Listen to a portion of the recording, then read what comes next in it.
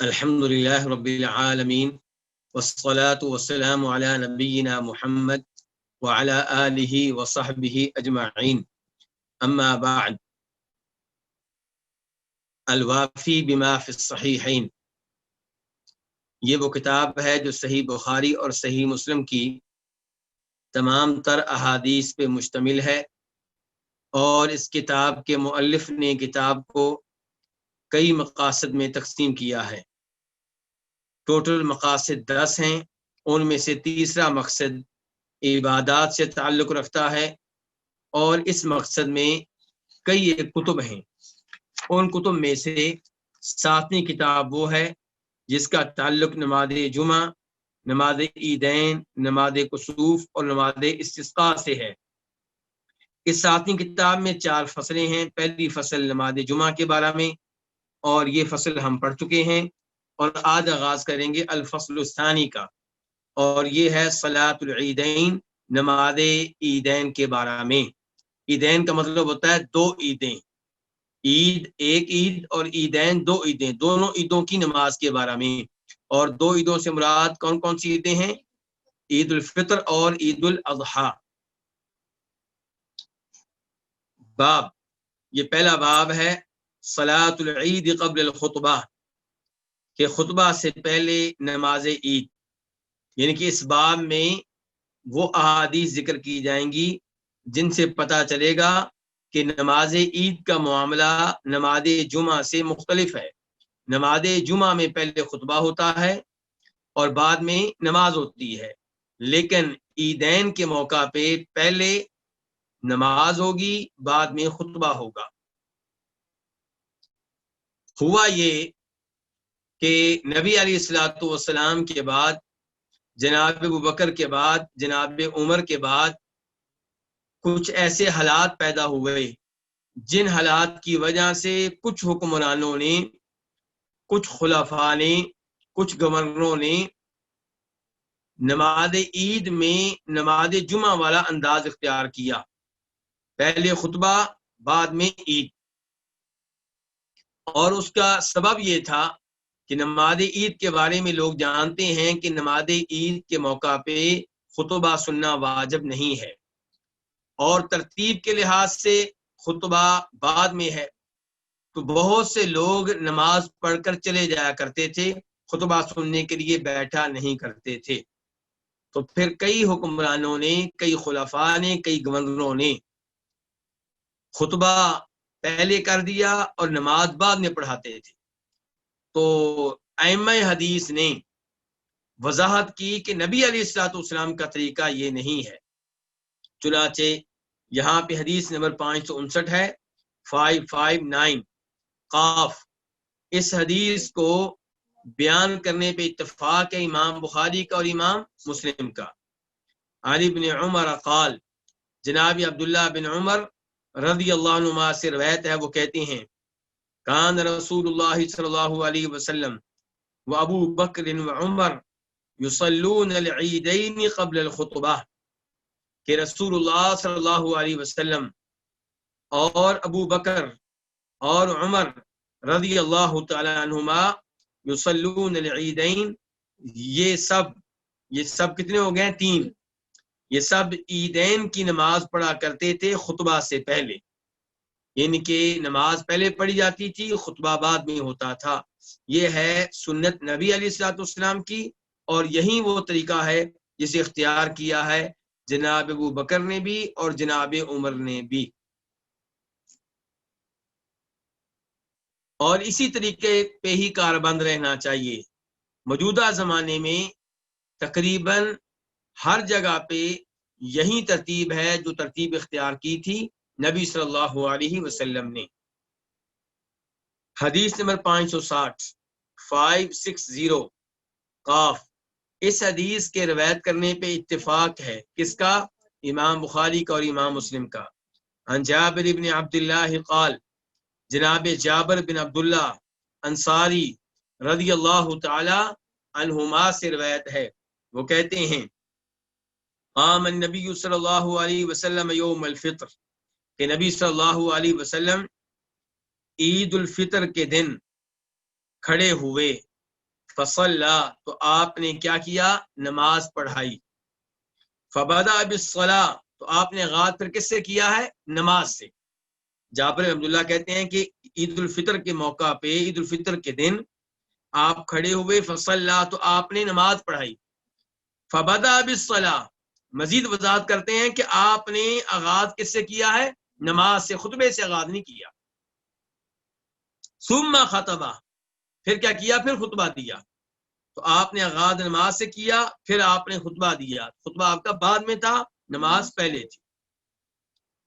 فلما فرغا، جب آپ فارغ ہوئے کس چیز سے؟ ہاں، خطبہ سے فارغ ہوئے. نازلا، تو آپ نیچے اترے.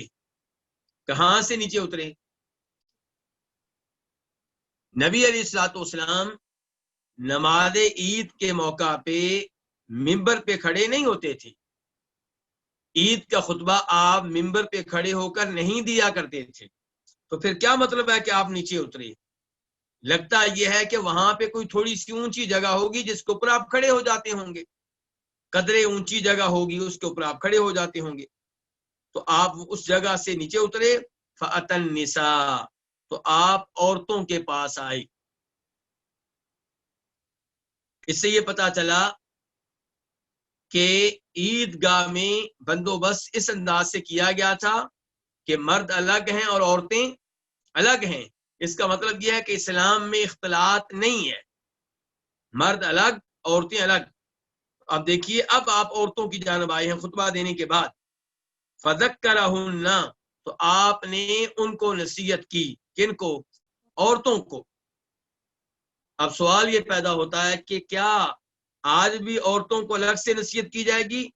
اس سوال کا جواب یہ ہے کہ کچھ روایات میں وضاحت آئی ہے کہ نبی علیہ الصلوۃ والسلام نے عورتوں کو الگ سے خطبہ کیوں دیا؟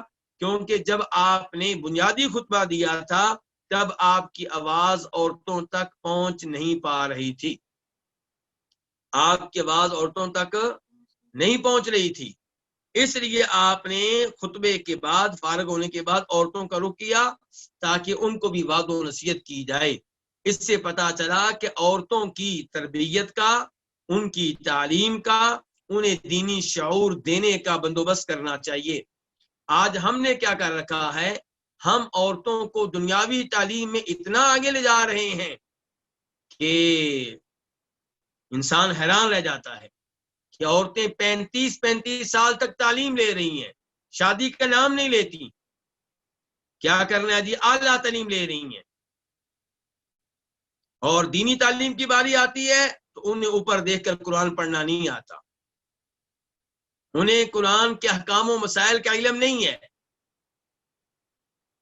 تو کیا ایسی عورت جس کو اللہ نے اتنی ذہانت دی ہے کہ وہ PhD کے مرحلے تک پہنچ رہی ہے، اعلیٰ سائنسدان بننا چاہتی ہے اور بڑے بڑے لمبے چوڑے خواب دیکھ رہی ہے، مردوں کے کندھے سے کندھا ملا کر ترقی کرنا چاہتی ہے، کیا اس سے یہ سوال نہیں ہوگا کہ جس اللہ نے تمہیں اتنی ذہانت دی تھی اس اللہ کے بارے میں تو نے معلومات کیوں نہیں لی؟ اس اللہ کے دین کو کیوں نہیں سیکھا؟ اس کی شریعت کو کیوں نہیں سیکھا؟ اس کے اوپر عمل کیوں نہیں کیا؟ یہاں پہ دیکھیے آپ نے عورتوں کا اہتمام کیا ہے. فذکرہن، آپ نے انہیں واعظ و نصیحت کی. وَهُوَ يَتَوَكَّأُ عَلَى يَدِ بلال، جب کہ آپ ٹیک لگائے ہوئے تھے بلال کے ہاتھ پہ. عورتوں کو واعظ و نصیحت کرتے ہوئے آپ نے ٹیک کہاں لگائی ہوئی تھی؟ بلال کے ہاتھ پہ. وَبِلَالٌ بَاسِطٌ ثَوْبَهُ، اور بلال اپنے کپڑے کو پھیلائے ہوئے تھے، کشادہ کیے ہوئے تھے. کیوں؟ تاکہ عورتیں اس میں اپنا صدقہ خیرات ڈال سکیں، اپنا چندہ وغیرہ اس میں جمع کروا سکیں. یلقی فیہ النساء، اس میں عورتیں ڈال رہی تھی، کس میں؟ بلال کے کپڑے میں. یلقی فیہ النساء، اس میں عورتیں ڈال رہی تھیں الصدقہ، صدقہ. اور نبی علیہ الصلوۃ والسلام نے اس موقع پہ عورتوں کو خبردار کرتے ہوئے یہ بھی کہا تھا کہ جب میں نے جہنم میں دیکھا تو میں نے دیکھا کہ عورتیں اس میں سب سے بڑھ کر ہیں، یعنی کہ مردوں سے زیادہ ہے. تو آپ نے عورتوں سے کہا کہ اس لیے تم صدقہ خیرات کا اہتمام کرو. تو عورتوں نے پوچھا اللہ کے رسول عورتیں جہنم میں مردوں کے مقابلے میں زیادہ کیوں ہیں؟ فرمایا اس لیے کہ تم خاوند کی ناشکری کرتی ہو اور لان تان کرتی ہو۔ خاوند کو اللہ نے پابند کیا ہے کہ وہ اپنی بیوی کو رہائش دے، اس کے کھانے پینے کا ذمہ دار وہ ہے، اس کے علاج وغیرہ کا ذمہ دار وہ ہے۔ اور عورت کی کیا ذمہ داری ہے؟ گھر میں رہے، سکون سے بیٹھی رہے، اس کو باہر جا کر دھکے کھانے کی کوئی ضرورت نہیں ہے، اسے سردی میں صبح صبح باہر نکلنے کی ضرورت نہیں ہے، اسے گرمی کے وقت میں دھوپ میں چلنے پھرنے کی کوئی ضرورت نہیں ہے، وہ اپنے گھر میں پنکھے کے نیچے بیٹھے، اے سی کے نیچے بیٹھے، ہیٹر کے سامنے بیٹھے، باہر جا کے لوگوں سے لڑائی جھگڑا کرنے کی اسے کوئی ضرورت نہیں ہے۔ یہ سارے کام مرد کے ذمے ہیں، وہ لڑے جھگڑے جو مردی کرے، اس کی ذمہ داری ہے کہ کھانا فراہم کرے اپنی وائف کو، اپنے بچوں کو۔ اب ایسا مرد جو صبح سے لے کے شام تک محنت کرتا ہے، تھکا ہارا گھر میں آتا ہے، اب عورت کو اس کے ساتھ کیا سلوک کرنا چاہیے؟ پیار و محبت سے گفتگو کرنی چاہیے، اسے جزاک اللہ کہنا چاہیے، آتے ہی کہنا چاہیے کہ آپ ہماری خاطر کتنا تھکتے ہیں، ہماری خاطر آپ کس قدر مشقت برداشت کرتے ہیں، ہماری وجہ سے آپ کو لوگوں سے لڑنا جھگڑنا پڑتا ہے، ہماری وجہ سے آپ کو گرمی میں باہر نکلنا پڑتا ہے، سردی میں ایسے الفاظ کہے جائیں، خاوند خوش ہو جائے۔ لیکن عام طور پہ عورتیں ایسا نہیں کرتی، خاوند کی ناشکری کرتی ہیں۔ ساری زندگی خاوند عورت کے مطالبے پورے کرتا ہے، روزانہ کھانا فراہم کرتا ہے، لباس لے کر دیتا ہے، عورت ننگی نہیں رہتی۔ لیکن اگر کبھی عورت کی خواہش کے مطابق نیا لباس لے کر نہ دیا جائے، کسی شادی کے لیے لباس لے کر نہ دیا جائے، سادہ کھانے کے علاوہ کوئی مزید چیز لے کر نہ دی جائے، تو پھر خاوند سے کیا کہے گی؟ تیرے گھر میں کبھی میں نے خیر نہیں دیکھی۔ اس کی ساری محنت پہ پانی پھیر دے گی۔ تو اس لیے آپ نے کہا کہ یہ عورتیں خاوند کی ناشکری کرتی ہیں اور لان تان کرتی ہیں، جس سے لڑائی ہو جائے اس پہ لانتے بھیجنا، اسے تانے دینا، تمہارا ماضی یہ ہے، تم نے فلاں موقع پہ یہ کیا تھا، تمہارا باپ ایسے تھا، تمہاری ماں ایسے تھی۔ یہ کام جو ہے وہ عورتیں مردوں کے مقابلے میں زیادہ کرتی ہیں۔ اس لیے آپ نے فرمایا تم کیا کرو؟ صدقہ خیرات کرو۔ تو اس حدیث سے کیا پتا چلا؟ نمبر 1 کہ عید الفطر کے موقع پہ نماز عید آپ نے ادا کی، تو نماز عید پہلے، خطبہ بعد میں، اور پھر عورتوں کو تبلیغ کرنے کا آپ نے اہتمام کیا۔ تو آج بھی اگر کسی جگہ سپیکر موجود نہیں ہے، عورتوں تک آواز پہنچ نہیں پا رہی، تو خطیب کو چاہیے کہ عورتوں کو الگ سے تبلیغ کرے۔ اور آپ عورتوں کے پاس گئے ہیں جناب بلال کے ساتھ، اور عورتوں کو صدقہ خیرات کرنے کی ترغیب دی ہے۔ اس سے پتا چلا جہنم کی آگ سے بچنے کے لیے مردوں کو بھی چاہیے، عورتوں کو بھی چاہیے کہ صدقہ خیرات کرتے رہیں۔ اور نبی علیہ السلام ایک حدیث میں فرماتے ہیں اتقوا النار ولو بشق تمرۃ، جہنم کی آگ سے بچو۔ جہنم کی آگ سے بچنے کے لیے اگر تمہارے پاس کچھ زیادہ مال نہیں ہے تو آدھی کھجور اللہ کی راہ میں صدقہ خیرات کر کے اپنے آپ کو جہنم کی آگ سے بچا لو۔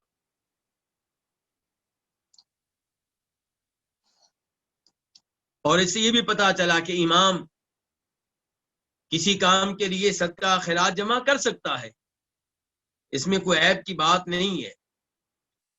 اس کے بعد باب نمبر 2، باب لا اذان ولا اقامت فی العید، نماز عید کے موقع پہ نہ اذان ہوگی اور نہ اقامت ہوگی۔ حدیث نمبر 561 اس حدیث کو اپنی کتاب میں جگہ دینے والی امام کون سے؟ امام مسلم۔ عن جابر بن سمورہ، جناب جابر بن سمورہ السوائی رضی اللہ تعالیٰ عنہ سے روایت ہے، وہ کہتے ہیں صلیت مع رسول اللہ صلی اللہ علیہ وسلم العیدین، میں نے رسول اللہ صلی اللہ علیہ وسلم کے ساتھ نماز عیدین ادا کی، یعنی کہ میں نے آپ کے ساتھ نماز عید الفطر بھی ادا کی ہے اور نماز عید الاضحیٰ بھی ادا کی ہے۔ کتنی بار بھائی؟ کہتے ہیں غیر مرۃ ولا مرتین، نہ ایک مرتبہ اور نہ 2 مرتبہ، یعنی کہ کئی مرتبہ، بہت بار میں نے آپ کے ساتھ نماز عید ادا کی ہے۔ کہتے ہیں میں نے اللہ کے رسول علیہ السلام کے ساتھ نماز عیدین ادا کی، غیر مرتين، ایک مرتبہ نہیں، ولا مرتين، اور نہ ہی دو مرتبہ، بغیر اذان ولا اقامہ، بغیر اذان کے اور بغیر اقامت کے۔ دیکھیے نبی صلی اللہ علیہ وسلم نے نماز عید کے موقع پہ اقامت نہیں کہی اور اذان، یہ الفاظ بڑے قیمتی ہیں، اپنی بہنوں اور بھائیوں سے چاہوں گا ان پہ توجہ کریں۔ آپ نے نماز عید ادا کی، اذان نہیں کہی، اقامت نہیں کہی، لیکن کیا آپ نے اذان دینے سے روکا؟ نہیں۔ کیا آپ نے نماز عید کی اقامت کہنے سے روکا؟ نہیں، لیکن آپ نے اقامت نہیں کہی، آپ نے اذان نہیں کہی۔ آج اگر میں نماز عید پڑھانے سے پہلے اذان کہلوا دوں اور اقامت کہلوا دوں تو آپ لوگوں کا موقف کیا ہوگا؟ آپ نے کہنا ہے کہ بھائی آپ نیا کام کر رہی ہیں، آپ بدعت کا ارتکاب کر رہی ہیں۔ میں کہوں گا کہ نبی علیہ الصلوۃ والسلام نے کب اس سے روکا ہے؟ آپ نے کہنا ہے روکا تو نہیں ہے لیکن آپ نے کام نہیں کیا۔ میں کہوں گا کام کیا تو نہیں، روکا بھی تو نہیں۔ تو آپ کا موقف کیا ہوگا؟ آپ کہیں گے عبادت کے معاملے میں اس بات کی دلیل نہیں ہوتی کہ آپ نے روکا نہیں، بلکہ اتنا کافی ہوتا ہے کہ آپ نے وہ کام کیا نہیں۔ جو کام آپ نے نہیں کیا وہ ہم کریں گے تو دین میں اضافہ ہوگا، کیونکہ آپ نے کہا تھا من احدث فی امرنا ھذا ما لیس منہ فہو رد، جو ہمارے اس دین میں نیا کام نکالے وہ نیا کام ریجیکٹ ہے، مردود ہے، ناقابل قبول ہے۔ تو اگر اردو سپیکنگ ممالک میں اذان سے پہلے درود شریف پڑھا جائے اور میں کہوں کہ یہ کام غلط ہے، بدعت ہے، تو لوگ کیا کہتے ہیں؟ لوگ کہتے ہیں اللہ کے رسول نے کب روکا ہے؟ بھئی ہم کہتے ہیں اللہ کے رسول اسلام نے اذان سے پہلے درود پڑھنے سے روکا نہیں ہے، لیکن آپ کی زندگی میں جب بھی اذان ہوئی کس سے شروع ہوئی؟ اللہ اکبر سے۔ نہ اذان سے پہلے درود شریف پڑھا گیا، نہ اعوذ باللہ پڑھی گئی، نہ بسم اللہ پڑھی گئی، نہ الحمدللہ کہا گیا۔ تو ان کاموں میں سے کوئی بھی ہم کام کریں گے تو وہ بدعت کہلائے گا۔ ایسے ہی اذان میں اگر کوئی کہے کہ علی ولی اللہ، کہ علی رضی اللہ تعالیٰ کے ولی ہیں، یا وصی کے لفظ استعمال کرے، جناب علی اللہ تعالیٰ کی طرف سے وصی ہیں، یعنی کہ وصیت کی گئی تھی کہ ان کو نبی علیہ السلام کے بعد حکمران بنایا جائے، خلیفہ بنایا جائے، ایسے الفاظ اذان میں کہیں گے تو ہم کہیں گے یہ دین میں کیا ہے؟ اضافہ ہے، یہ جائز نہیں ہے۔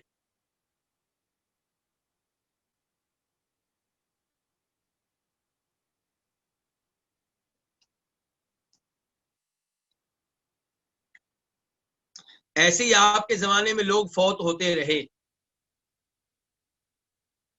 اور قرآن بھی آپ کے زمانے میں موجود تھا، کھانا بھی موجود تھا، تو کیا آپ یا صحابہ کرام نے کسی میت کی فوتگی کے بعد تیجے کا اہتمام کیا؟ 7ویں کا، 10ویں کا، 40ویں کا، برسی کا، عرس کا، یہ سارے کام نہیں۔ تو اس لیے یہ کام آج کیا ہے؟ بدعت ہیں، غلط ہیں، درست نہیں ہے۔ نبی علیہ الصلوۃ والسلام کا یوم پیدائش، یوم ولادت، عید میلاد النبی کیا آپ کے زمانے میں منایا گیا؟ نہیں۔ اب اگر کوئی مناتا ہے تو ہم کیا کہیں گے؟ یہ دین میں اضافہ ہے، یہ نئی چیز ہے، یہ بدعت ہے، یہ درست نہیں ہے۔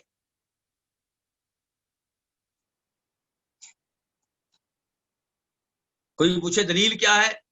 ہم کہیں گے دلیل یہ ہے کہ یہ جیسے جناب جابر بن سمرہ نے کہا ہے، دلیل یہ ہے کہ آپ کے زمانے میں یہ دن آیا، بار بار آیا، جناب صدیق کے زمانے میں یہ دن آیا، بار بار آیا، جناب عمر کے زمانے میں، جناب عثمان، جناب علی، صحابہ کرام کے زمانے میں یہ دن آیا، بار بار آیا، لیکن انہوں نے اس کو یوم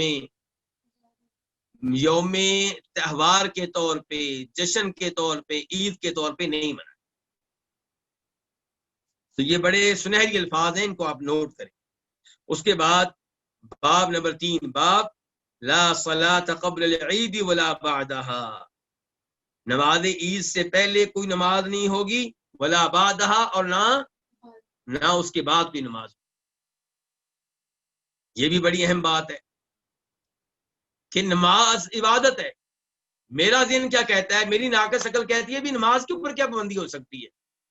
جب اللہ کے رسول علیہ السلام نے نماز عید سے پہلے نماز پڑھنے سے نہیں روکا، میرا دل چاہتا ہے تو اس میں کیا رکاوٹ ہے جی؟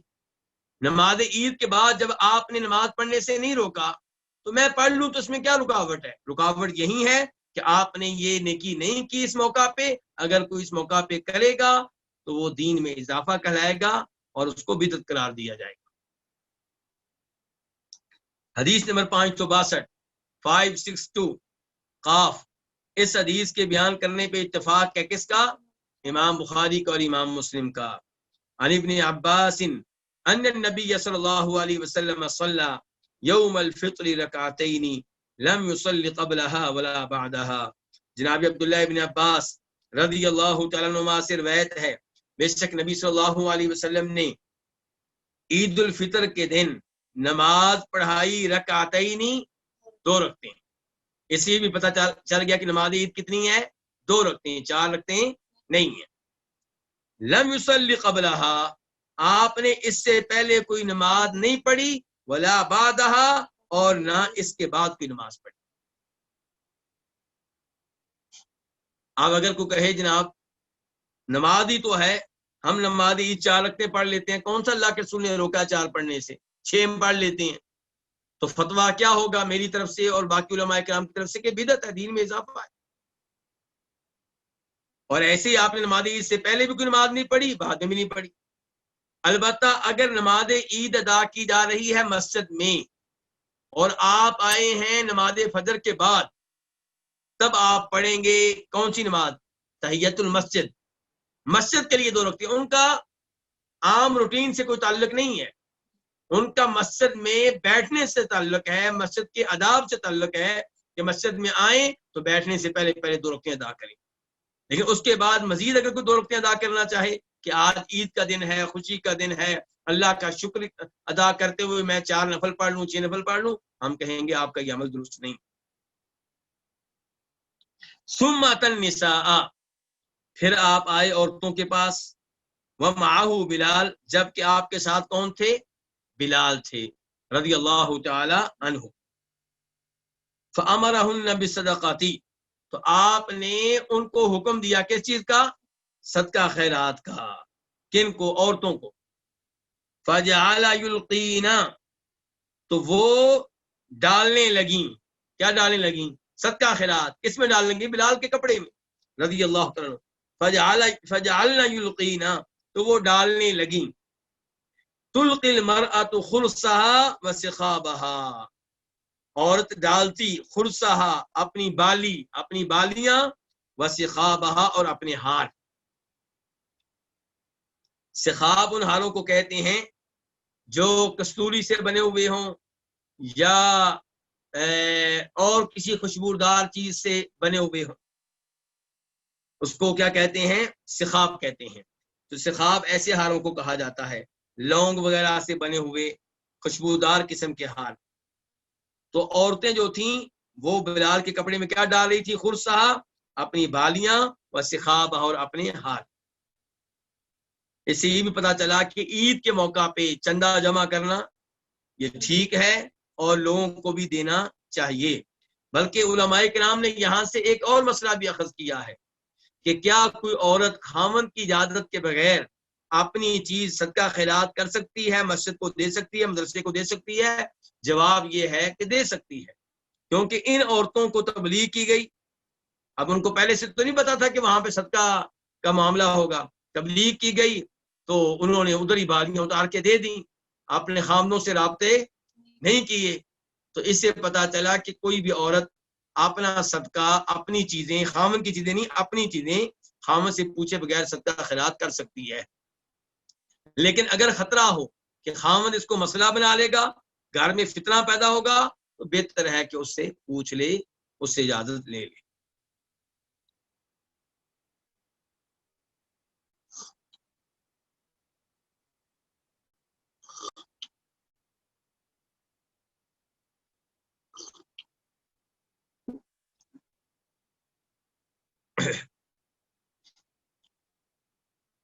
باب نمبر 4، باب ما یقرأ فی صلاۃ العیدین، کس کی تلاوت کی جائے گی نماز عید میں؟ ہم اس سے پہلے حدیث پڑھ چکے ہیں، حدیث نمبر اللہ آپ کا بھلا کرے 554 554۔ اس حدیث کو بیان کرنے والے صحابی کون سے تھے؟ نعمان بن بشیر۔ وہ کہتے ہیں کہ نبی علیہ الصلوۃ والسلام عیدین کے موقع پہ تلاوت کیا کرتے تھے کس چیز کی؟ سورہ سبح اسم ربک الاعلی کی اور سورہ غاشیہ کی۔ یعنی کہ پہلی رکعت میں فاتحہ کے بعد آپ پڑھتے تھے سورہ اعلی، اور دوسری رکعت میں سورہ فاتحہ کے بعد کیا پڑھتے؟ سورہ غاشیہ۔ تو ایک طریقہ آپ کا یہ تھا، اور یہ گزر چکا ہے پہلے، کہ عیدین کی نماز میں امام صاحب پہلی رکعت میں فاتحہ کے بعد کیا پڑھیں؟ سورہ اعلی، اور دوسری رکعت میں فاتحہ کے بعد کیا پڑھیں؟ سورہ غاشیہ۔ اب دوسرا طریقہ اب آ رہا ہے، حدیث نمبر 563 563 میم۔ اس حدیث کے بیان کرنے والے کون ہیں؟ اس حدیث کو امام مسلم۔ عن ابی واقد اللیثی، جناب ابو واقد اللیثی سے روایت ہے، وہ کہتے ہیں سألنی عمر بن الخطاب، مجھ سے سوال کیا عمر بن خطاب رضی اللہ تعالیٰ عنہ نے، عما قرأ به رسول اللہ صلی اللہ علیہ وسلم فی یوم العید، اس کے بارے میں جس کی تلاوت کی تھی اللہ کے رسول نے عید کے دن۔ ان کے ابو واقد لیثی سے جناب عمر فاروق پوچھ رہے ہیں کہ نبی علیہ السلام نے نماز عید میں کون سی صورتوں کی، کون سی آیتوں کی تلاوت کی؟ عمر فاروق افضل ہیں، کس سے پوچھ رہے ہیں؟ ابو واقد لیثی سے، جو جناب عمر کے مقابلے کے نہیں ہیں۔ اس سے پتہ چلا دین کا علم لیتے ہوئے کوئی حیا نہیں ہے، کوئی شرم نہیں ہے۔ یہ آپ اس سے بھی لے سکتے ہیں جو فضیلت کے لحاظ سے، مقام و مرتبہ کے لحاظ سے، یا عمر کے لحاظ سے، یا عہدے کے لحاظ سے آپ سے نیچے ہے، اور ہو سکتا ہے علم کے لحاظ سے بھی آپ سے نیچے ہو، لیکن آپ کو علم کی 100 چیزوں کا، آپ کو علم کی 90 چیزوں کا پتہ ہے، 10 کا نہیں پتا، اور کوئی ایسا ہے جس کو 10 کا پتا ہے 90 کا نہیں پتا۔ تو یہ جو 10 چیزیں ہیں ان کے بارے میں آپ دوسرے لوگوں سے سوال کریں گے، اور سوال پھر کیا ہوگا؟ سوال عمر فاروق نے یہ نہیں کیا ابو واقد لیثی آپ بتائیں آپ کی کیا رائے ہے کہ میں کس چیز کی تلاوت کروں، یہ کہا مجھے بتائیں اللہ کے رسول کس چیز کی تلاوت کرتے تھے۔ تو عبادت کے معاملے میں نبی علیہ الصلوۃ والسلام کو نمونہ بنائیے، آپ کی سنت کے بارے میں، آپ کے حدیث کے بارے میں پوچھیے۔ ابو واقد لیثی کہہ رہے ہیں کہ مجھ سے سوال کیا عمر بن خطاب نے، عما قرأ به، اس کے بارے میں جس کی تلاوت کی تھی اللہ کے رسول علیہ السلام نے فی یوم العید، عید کے دن۔ فقلت، تو میں نے کہا، باقتربت الساعۃ وقاف القرآن المجید، کہ آپ نے تلاوت کی کس کی؟ سورہ اقتربت الساعہ کی۔ یہ کون سی سورت ہے؟ سورہ قمر۔ کون سے سپارے میں ہے؟ 27ویں سپارے میں سورہ قمر۔ اور آپ نے تلاوت کی قاف القرآن المجید کی، سورہ قاف کی، یعنی کہ، اور یہ سورہ قاف کہاں ہے؟ یعنی کہ 26ویں سپارے میں۔ تو تذکرہ پہلے کر دیا ہے ابو واقد نے اس سورت کا جو قرآن میں بعد میں موجود ہے، 27ویں سپارے میں ہے سورہ اقتربت الساعہ، سورہ قمر، اور قاف القرآن المجید کا تذکرہ ابو واقد نے بعد میں کیا جبکہ قرآن میں وہ پہلے ہے۔ تو علماء کرام نے وضاحت کی ہے کہ نبی علیہ السلام پہلی رکعت میں سورہ فاتحہ کے بعد پڑھتے تھے قاف القرآن المجید، سورہ قاف، اور دوسری رکعت میں آپ سورہ فاتحہ کے بعد پڑھتے تھے سورہ قمر، اقتربت الساعۃ وانشق القمر۔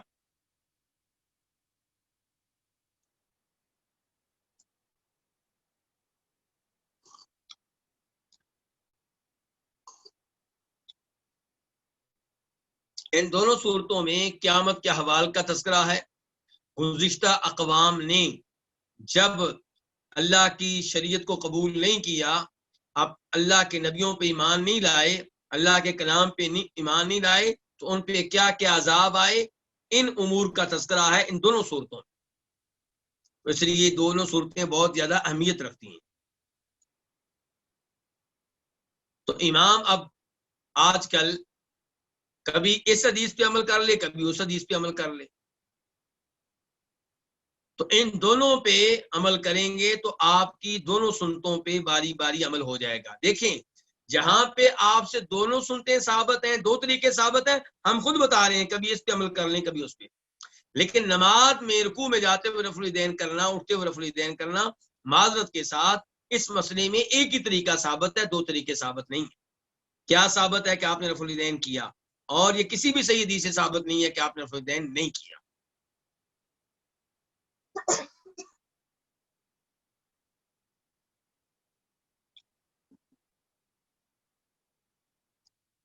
باب نمبر 5، باب خروج النساء الی المصلی، عورتوں کا عیدگاہ کی طرف نکلنا، کس کام کے لیے؟ نماز عید کے لیے۔ خروج النساء، عورتوں کا نکلنا، الی المصلی، نماز پڑھنے کی جگہ کی طرف، یعنی کہ عیدگاہ کی طرف۔ حدیث نمبر 564، 564 قاف۔ اس حدیث کو بیان کرنے پہ اتفاق ہے کس کا؟ امام بخاری کا اور امام مسلم کا۔ عن ام عطیہ قالت، روایت ہے ام عطیہ رضی اللہ تعالی عنہا سے، قالت وہ کہتی ہیں، امرنا، ہمیں حکم دیا گیا، ان نخرج الحیض یوم العیدین وذوات الخدور، کہ ہم نکالیں الحیض، ان عورتوں کو جو حیض کی حالت میں ہیں۔ کس موقع پہ ہمیں حکم دیا گیا؟ یوم العیدین، عیدین کے موقع پہ، دونوں عید کے دن ہمیں حکم ملا کہ ہم حیض والی عورتوں کو نکالیں۔ وذوات الخدور، اور ہم پردہ نشین عورتوں کو بھی نکالیں۔ کن کو؟ پردہ نشین عورتیں۔ یہ ذوات الخدور جو ہے یہ خدر کی جمع ہے، خدر پردے کو کہتے ہیں، تو ذوات الخدور پردے والیاں، یعنی کہ وہ عورتیں جن کو ان کے والدین گھر کے سین میں بھی نہیں آنے دیتے تھے، کہتے تھے تم گھر کے اندرونی حصے میں رہو، پردے والے کمرے میں رہو۔ یہ کماری لڑکیوں کے ساتھ ایسا کیا جاتا تھا تاکہ ان کو کوئی دیکھ نہ سکے، شادی سے پہلے ان کو کوئی دیکھ نہ سکے، اور ان سے کہا جاتا تھا کہ تم اندرونی کمرے میں رہو۔ تو آپ نے کہتے ہیں، ام عطیہ کہتی ہیں ہمیں حکم دیا گیا، اور حکم دینے والے کون ہیں؟ نبی علیہ الصلوۃ والسلام۔ صحابی جب کہیں ہمیں حکم دیا گیا، حکم دینے والا کون ہوگا؟ اللہ کے رسول صلی اللہ علیہ وسلم۔ کہتی ہیں ہمیں حکم دیا گیا کہ ہم نکالیں حیض والی عورتوں کو۔ کب نکالیں؟ عیدین کے موقع پہ۔ وذوات الخدور، اور کن کو نکالیں؟ پردے والی لڑکیوں کو، کنواری لڑکیاں، دوشیزہ، نو عمر۔ فیشہدن جماعت المسلمین ودعوتہم، تو وہ حاضر ہوں مسلمانوں کے اجتماع میں، مسلمانوں کے اکٹھ میں، ودعوتہم، اور ان کی دعا میں۔ عید کے دن مسلمانوں کا اجتماع ہو رہا ہے، بڑا پروگرام ہو رہا ہے، اس میں یہ عورتیں حاضر ہوں اور ان کی دعا میں شریک ہوں۔ جب اور وہ دعا کریں گے تو یہ بھی وہاں پہ آمین کہنے والی بنے۔ وَيَعْتَزِلُ الْحُيَّضُ عَنْ مُصَلَّاهُنَّ، اور حیض والی عورتیں الگ رہیں، عن مصلاہن، ان کی نماز کی جگہ سے، یعنی کہ مسلمان عورتوں کی جو نماز کی جگہ ہے اس سے حیض والی عورتیں الگ رہیں۔ مراد کیا ہے کہ نماز نہ پڑھیں، نماز میں حصہ نہ لیں، نماز میں حصہ نہ لیں، لیکن مسلمانوں کی دعا میں شریک ہوں۔ تو وَيَعْتَزِلُ الْحُيَّضُ عَنْ مُصَلَّاهُنَّ، یہ حیض والی عورتیں دور رہیں عن مصلاہن، ان کی نماز کی جگہ سے یا ان کی نماز سے۔ قالت امرأۃ، تو ایک عورت نے کہا، یا رسول اللہ، اللہ کے رسول، احدانا لیس لہا جلباب، ہم میں سے کوئی ایسی بھی ہوتی ہے کہ جس کے پاس چادر نہیں ہوتی۔ جلباب کا معنی کیا؟ چادر، یعنی کہ ایسی بھی عورتیں جن کے پاس پردے کے لیے چادریں نہیں ہیں، وہ عید کی نماز کے لیے کیسے نکلیں گی؟ قالت، تو آپ نے کہا، لِتُلْبِسْهَا صَاحِبَتُهَا مِنْ جِلْبَابِهَا، چاہیے کہ اس کو پہنا دے، صاحبتها، اس کی سہیلی، اس کی دوست، یعنی دوست مراد ہے لڑکی دوست، لڑکا نہیں، اس کو پہنا دے اس کی دوست، اس کی سہیلی، من جلبابها، اپنی چادر میں سے۔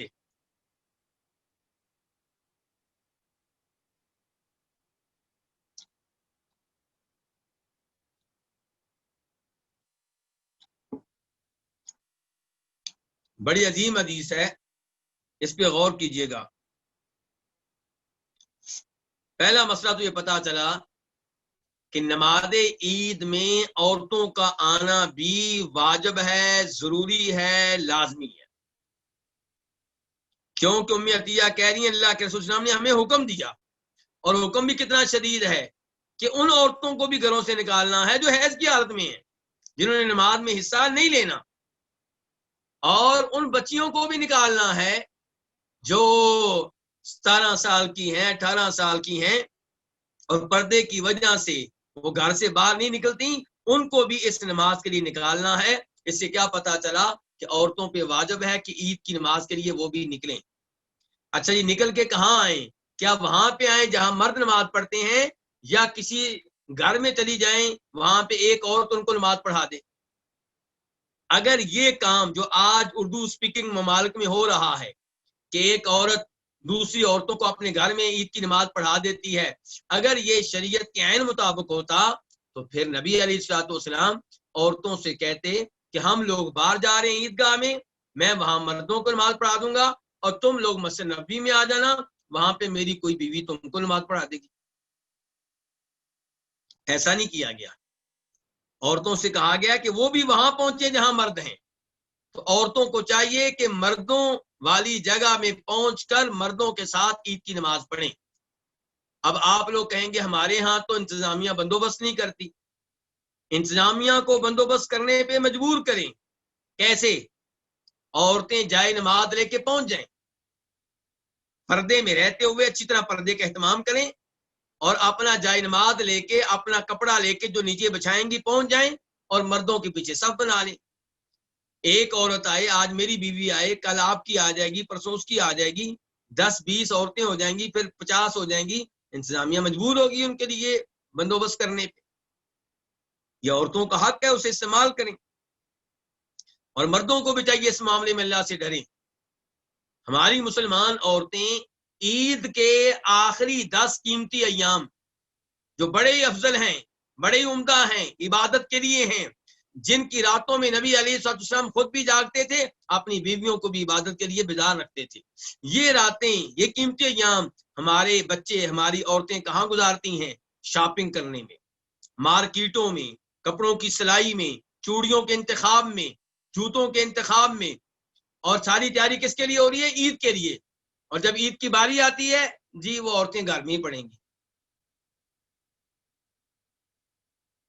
یہ گھر میں ہی پڑھنی تھی اگر، تو یہ اتنے دن بازار میں کیا لینے جاتی رہی ہیں؟ اور پھر وہاں بے پردگی کا مظاہرہ ہوتا رہا ہے، اور عید کے دن کیا آ گیا جی؟ عید کے دن جی عورتوں کا بہتر یہ ہے کہ گھر میں رہیں۔ عام نمازوں میں عورتوں کا یہی بہتر تھا کہ گھر میں رہیں، لیکن معیار میں یا آپ نہیں ہے، معیار میری اور آپ کی عقل نہیں ہے، معیار کون ہے؟ نبی علیہ الصلوۃ والسلام۔ عید کی نماز پہ آپ نے کہا ان کو نکالا جائے تو نکلنا چاہیے۔ اور اس سے پتا چلا کہ عید کے دن مسلمانوں کی قوت کا مظاہرہ ہونا چاہیے۔ قوت کیسے؟ کہ سب مسلمان ایک جگہ پہ جمع ہیں، اور یہ بھی پتا چلا کہ اس دن دعا کا اہتمام ہونا چاہیے، اور یہ بھی پتا چلا کہ حیض والی عورت اس موقع پہ نماز میں حصہ نہیں لے گی، اور اس کے لیے نماز پڑھنا جائز نہیں ہے۔ اس کے بعد ایک عورت کہہ رہی ہے کہ اللہ کے رسول اگر کوئی ایسی عورت ہو جس کے پاس چادر نہیں ہے پردہ کرنے کے لیے، تو آپ علیہ الصلوۃ والسلام نے کیا یہ جواب دیا کہ عید کی نماز واجب ہے، پردے کے لیے چادر نہیں ہے، مجبوری ہے، پردے کے بغیر آ جائے؟ آج اکثر مسلمان عورتوں نے پردہ ترک کر دیا ہے، اکثر نے ترک کر دیا ہے۔ پردہ کرنے والی خواتین میرے خیال میں پوری دنیا میں اگر نسبت آپ نکالیں شاید 10% سے زیادہ نہ ہو۔ پردے سے مراد ہے صحیح پردہ، چہرے کا پردہ۔ اور یہاں پہ اللہ کے رسول کیا فرما رہے ہیں؟ لِتُلْبِسْهَا صَاحِبَتُهَا مِنْ جِلْبَابِهَا، اس کی سہیلی، اس کی دوست اسے اپنی چادر پہنا دے۔ اس کے 2 مطلب ہو سکتے ہیں، ایک مطلب یہ کہ اس کی سہیلی اپنی چادر، ایک چادر اس کو دے دے، امیر عورت کے پاس 2 چادریں ہیں، ایک چادر اس کو دے دے، یا بڑی چادر ہے تو اس بڑی چادر میں دونوں پردہ کر کے پہنچ جائیں عیدگاہ میں۔ تو اس جملے میں جو آخری جملہ ہے 2 طرح کے لوگوں پہ رد ہے، ایک وہ جو پردہ نہیں کرواتے اپنی عورتوں سے، اور ان عورتوں پہ بھی جو پردہ نہیں کرتی. پردے کا معاملہ اتنا شدید ہے کہ آپ نے معافی نہیں دی. اور دوسرے نمبر پہ ان لوگوں پہ رد ہے جو عورتوں کو عیدگاہ میں لے کر نہیں آتے. آپ کہہ رہے ہیں کہ ان کو لایا جائے، چاہے ان کو اپنی سہیلی سے عارضی طور پہ چادر لینی پڑے، مانگنی پڑے، لینی پڑے.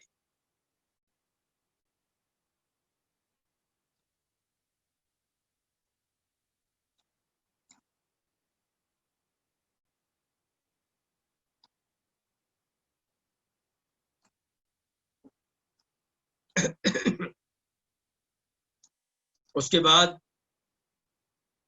باب نمبر 6، باب اللعب والغناء ایام العید، عید کے ایام میں کھیلنا اور شعر پڑھنا، شعر گانا، ان کا کیا حکم ہے؟ نکاح کے موقع پہ اور عید کے دن شریعت نے گانے کے معاملے میں کچھ نرمی کی ہے، لیکن چند شرائط کے ساتھ کچھ نرمی کی ہے، اور وہ بھی چند شرائط کے ساتھ. تو نکاح کے موقع پہ دف، جس کو دف کہتے ہیں عربی میں، اور اردو میں میرے خیال میں دف بھی کہہ دیتے ہیں. تو دف جو ہوتی ہے، دف کس کو کہتے ہیں؟ ڈول کی طرح. ڈول تو آپ سب جانتے ہوں گے. ڈول اور دف میں کیا فرق ہے؟ ڈول دونوں جانب سے بند ہوتا ہے، اور دف ایک جانب سے بند ہوتی ہے، ایک جانب سے کھلی ہوتی ہے، اوپن ہوتی ہے. تو اس کا فائدہ یہ ہوتا ہے کہ دف میں وہ آواز نہیں ہوتی جو ڈھول میں ہوتی ہے. ڈھول کو جب بجایا جاتا ہے تو آواز زیادہ ہوتی ہے، اور دف چونکہ اس کا دوسری سائڈ اوپن ہے، اس کی آواز جو نکلتی ہے وہ ہلکی سی نکلتی ہے. تو نکاح اور عید کے موقع پہ دف بجائی جا سکتی ہے، لیکن کون بجائے گا؟ بچیاں بجا سکتی ہیں. بچیاں، عورتیں میں نہیں کہہ رہا، نابالغ بچیاں، اور وہ بھی ایسی بچیاں جو باقاعدہ گلوکارہ نہ ہوں. وہ بچیاں نہیں جن کو باقاعدہ گانے کی تربیت دی گئی ہے، نہیں، سادہ سی بچیاں جن کا بیچاریوں کا سادہ سا انداز ہوگا اس انداز میں وہ شعر پڑھ سکتی ہیں. اور شعر عشق مشوقی والے نہیں، محبت والے نہیں، وہ شعر جو خلاف شریعت نہ ہو، جن میں بے حیائی نہ ہو، جو بدکاری وغیرہ پہ آمادہ کرنے والے نہ ہو، ایسے شعر. تو پہلی بات یہ ہے کہ موقع کون سا؟ یا نکاح کے موقع پہ یا عید کے موقع پہ. دوسرے نمبر پہ کون بجائیں، کون پڑھیں گی یہ شعر؟ بچیاں. کون سی؟ نابالغ، بڑی عمر کی عورتیں نہیں. اور شعر کون سے ہوں گے؟ جن جو شریعت کے خلاف نہ ہو، جن میں بے حیائی وغیرہ نہ ہو. اور اس کے بعد یہ بچیاں کہاں بجائیں گی، کہاں یہ شعر پڑھیں گی، کن کے سامنے پڑھیں گی؟ یہ بھی ایک مسئلہ ہے. تو یہ بچیاں بچیوں کے سامنے، یہ بچیاں بچیوں کے سامنے یہ شعر پڑھیں گی. تو اتنی گنجائش شریعت سے نکلتی ہے. اب ہم اس حدیث کے اوپر غور کرتے ہیں تو ان مسائل کو دھیان سے سمجھنے کی کوشش کرتے ہیں. حدیث نمبر 565 565 قاف. اس حدیث کے بیان کرنے پہ اتفاق ہے کس کا؟ امام بخاری کا اور امام مسلم کا. عن عائشہ قالت، ام المؤمنین عائشہ رضی اللہ عنہ سے روایت ہے، وہ کہتی ہیں داخل علی رسول اللہ صلی اللہ علیہ وسلم وعندی جاریتان، میرے پاس رسول اللہ صلی اللہ علیہ وسلم تشریف لائے، مجھ پہ داخل ہوئے اللہ کے رسول میرے پاس تشریف لائے، جب کہ میرے پاس جاریتانی، دو بچیاں تھیں. میرے پاس کون تھیں؟ دو بچیاں. جاریتان یعنی کہ بڑی عمر کی عورتیں نہیں، دو بچیاں، نابالغ بچیاں. اور دوسری حدیث میں وضاحت آئی ہے، جناب ایسا کہتی ہیں وَلَيْسَتَا بِمُغَنِّيَتَيْنِ، وہ باقاعدہ گلوکارائیں نہیں تھیں، ان کا پیشہ گانا نہیں تھا. گانے کی ان کو تربیت نہیں دی گئی تھی، بچیاں سادہ انداز میں. تو میرے پاس جاریتان 2 بچیاں تھیں، تغنیانی بغناء بعاث، تغنیانی وہ گا رہی تھیں، بغناء بعاث جنگ بعاث کے اشعار، جنگ بعاث کی نظمیں، جنگ بعاث کے قصیدے، جنگ بعاث کے گیت وہ گا رہی تھیں. اچھا یہ جنگ بعاث کیا ہے؟ آپ لوگ جانتے ہوں گے کہ مدینہ میں جب نبی علیہ السلام تشریف لائے تو یہاں پہ 2 قبیلے آباد تھے. کون کون سے؟ اوس اور خزرج. اوس اور خزرج یہ آپس میں لڑتے رہتے تھے، اور یہودی جو دائیں بائیں بیٹھے ہوئے تھے مدینہ کے دائیں بائیں، وہ ان کو لڑانے والے تھے. یہودیوں کا ایک قبیلہ اوس کے ساتھ مل جاتا، دوسرا خزرج کے ساتھ، اور ان کو اپنا اسلحہ بیچتے، ان کو آپس میں لڑائی کرواتے، ان کی لڑائی ہوتی تو پھر یہ اسلحہ خریدتے اور ان کا اسلحہ بکتا، ان کا کاروبار چمکتا. تو بہرحال ان میں شدید لڑائیاں ہوتی رہی اوس اور خزرج میں. اور آپ جب احادیث پڑھیں گے تو کہیں کہیں کبھی کبھی آپ کو اندازہ ہوگا کہ مسلمان ہونے کے بعد بھی 1-2 ایسے واقعات ہوئے ہیں کہ اوس اور خزرج کے لوگوں کی آپس میں چپلش ہو گئی، کیونکہ وہ پرانے جو چیزیں تھیں وہ بہرحال ایک تاریخ ہے. اب انہوں نے ان پرانی چیزوں کو زائل کر دیا، دل سے دور کر دیا، کینہ بغض نکال دیا، اسی لیے تو آپس میں بھائی بھائی بن گئے. لیکن کبھی شیطان کسی پہ حملہ کرتا تو ایسی چپل سامنے آئی، 1-2 دفعہ ایسا ہوا، زیادہ نہیں ہوا. تو ان میں جو لڑائیاں ہوئی ان میں سے ایک مشہور لڑائی ہے بعاث. بعاث اصل میں ایک قلعے کا نام ہے. اس قلعے کے دائیں بائیں لڑائی ہوئی تھی اور بڑی لمبی چوڑی یہ لڑائی تھی. تو اس لڑائی میں ان لوگوں نے ایک دوسرے کے خلاف شعر کہے. اس زمانے میں میڈیا کیا تھا؟ شاعر جو ہوتے تھے یہ آپ سمجھیں آپ کے میڈیا اینکرز ہوتے تھے. تو یہ لوگ شعروں میں ایک دوسرے کے خلاف بہت کچھ کہہ جاتے تھے اور اپنی بہادری اور شجاعت کا تذکرہ کرتے. ہمارے دادا نے یہ کیا، ہمارے پردادا نے یہ کیا، فلاں لڑائی میں ہم نے تم کو اتنا نقصان پہنچایا، فلاں لڑائی میں تم بھاگ کھڑے ہوئے. تو ایسے قصیدے اور نظمیں موجود تھیں. تو یہ بچیاں یہ بعاث کے شعر جو ہیں وہ پڑھ رہی ہیں. ہاں جی، تو کیا یہ بے حیائی پہ مشتمل شعر ہیں؟ کیا یہ عشق معشوقی سے متعلقہ شعر ہے؟ نہیں، جنگی ترانے ہو گئے. یہ تو جنگی اشعار ہو گئے.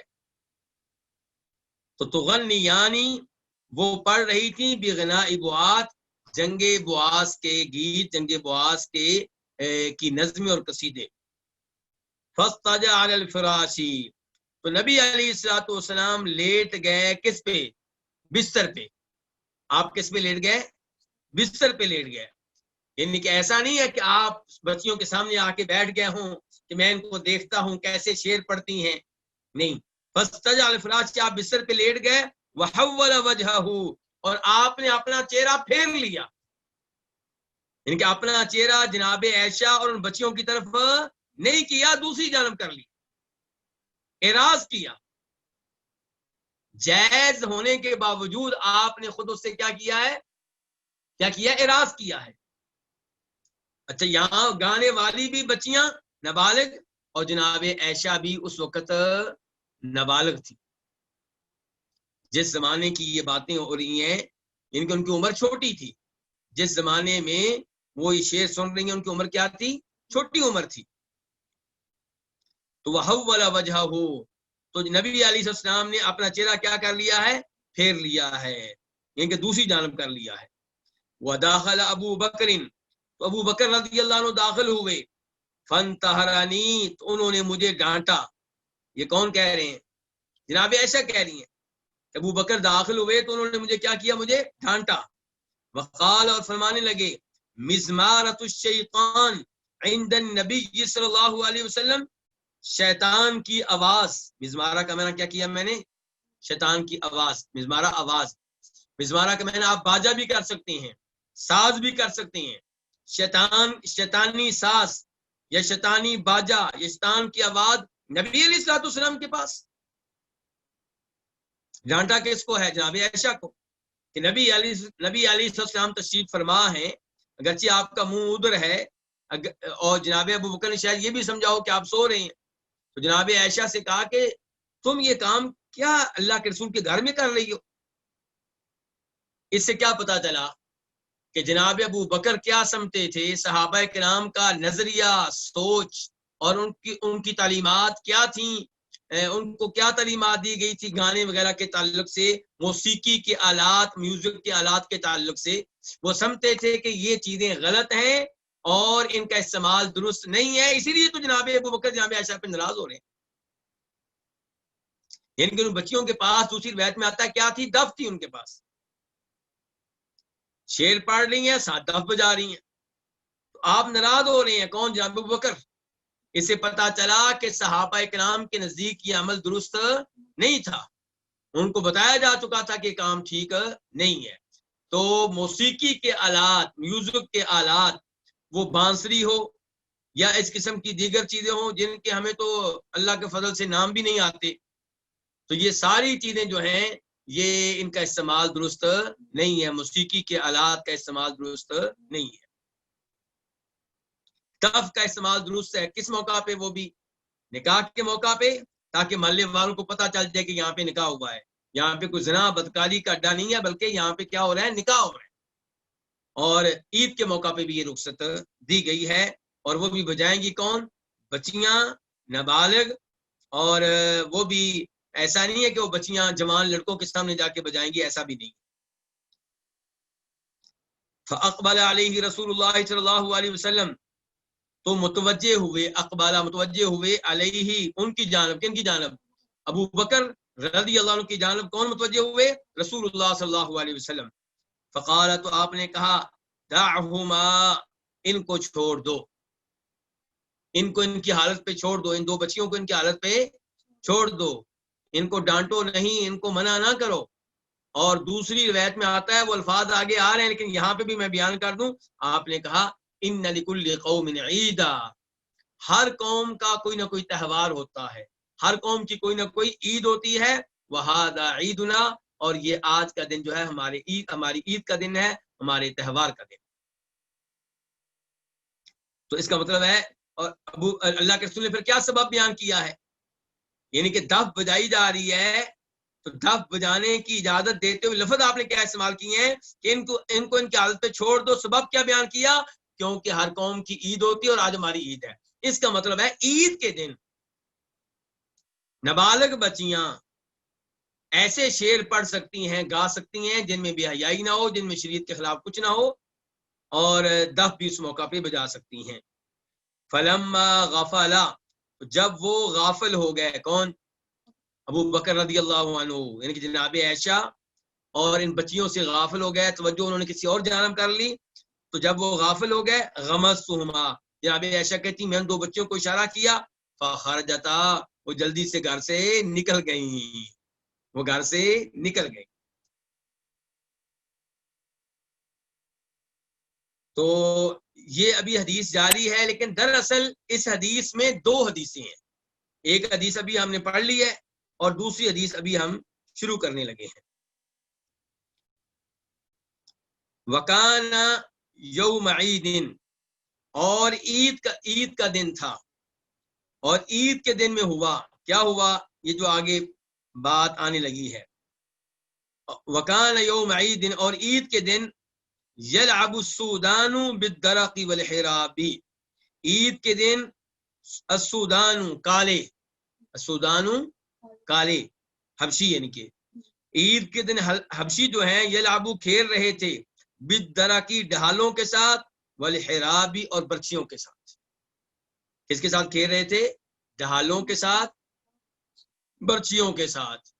ڈھال جس سے انسان اپنا بچاؤ کرتا ہے، جیسے آج کل بھی فوج اور پولیس کے لوگوں نے ڈھال رکھی ہوتی ہے، اور آج کل کئی دفعہ شیشے کی ہوتی ہے، کئی دفعہ لوہے کی ہوتی ہے، تو ایسے پرانے زمانے میں لوہے کی بھی ہوتی تھی اور چمڑے کی بھی ہوتی تھی۔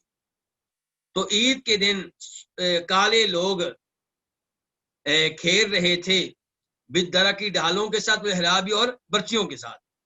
فَإِمَّا سَأَلْتُ النَّبِيَّ صلی اللہ علیہ وسلم، یا میں نے نبی علیہ الصلوۃ والسلام سے سوال کیا، مطالبہ کیا، و اما قالا، اور یا آپ نے کہا، کیا کہا؟